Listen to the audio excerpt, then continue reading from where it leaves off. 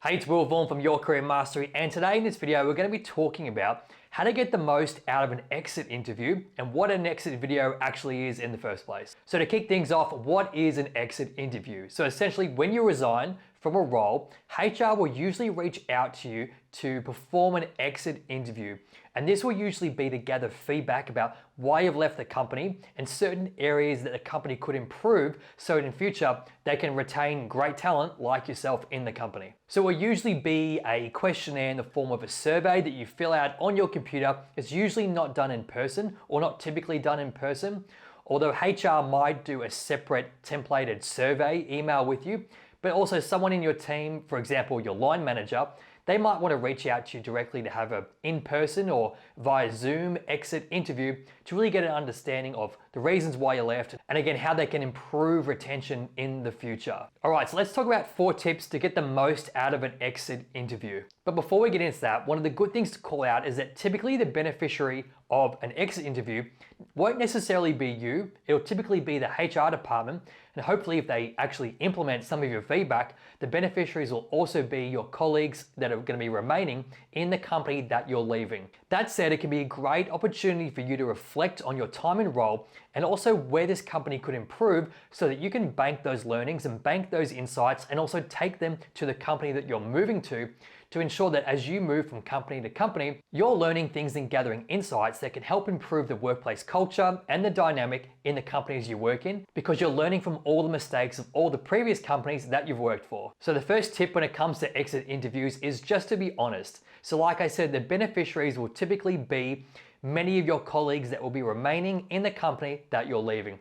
So for their benefit, it can be a great opportunity for you to be honest about all the reasons why you're leaving and how the company can improve its way of working or its workplace culture so that your colleagues, and hopefully you've still got some friends that are remaining in the company, they will benefit from that feedback and they'll help retain them in their role and also potentially help them to treat their employees better. Tip number 2 is to be constructive. Now, it's incredibly tempting in an exit interview to be very negative and just to focus on all the bad things that the company's done that is driving you out the exit door into a much better opportunity. But you really want to be careful about not leaving a bad taste in people's mouth when you leave the company. You don't just want to use the exit interview as an opportunity to get your baseball bat out and start absolutely smashing the company to bits, because if you do that, it's going to hurt your credibility and it's not going to make them want to actually implement the pieces of feedback that you leave in your exit interview, which makes it a waste of time for you and for the HR department. And it means that all of your colleagues that will be remaining in the company won't get the benefit of that great feedback and all those insights. So like I said, it's a great opportunity to be honest and really leave some constructive feedback, but you do want it to be constructive and don't fall for the temptation just to be super negative. You want to really provide tangible pieces of feedback that the company can action and make sure that they're specific so that they can action them really easily and really simply into their ways of working. And tip number 3 is just not to say anything that you wouldn't say in person.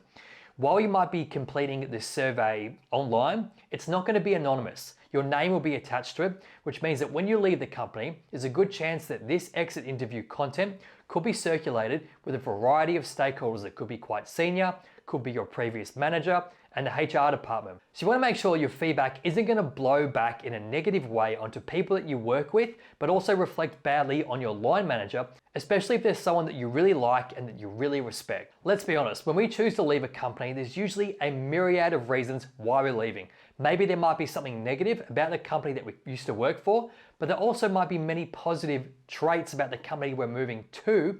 So it's usually a complex story about why we're leaving a particular company. So again, you don't want to burn bridges in your previous industry or your previous role, because you never know when you might meet those people again in the future. And you don't want to leave a bad reputation about yourself lingering in the company that you're leaving. Which brings me to tip number 4 is that don't burn bridges. So again, it's super tempting, if you're leaving for some negative reasons in particular, to absolutely trash the company.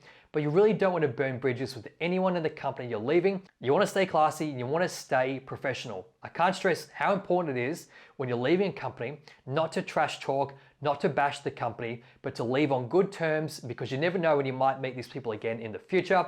And you just want to leave a good reputation about yourself in any company that you enter or leave. So I'm Will Vaughan from Your Career Mastery. Hope you found this video helpful. If you did, Don't forget to hit subscribe. More videos coming out each and every week, and I'll see you in the next video. Cheers.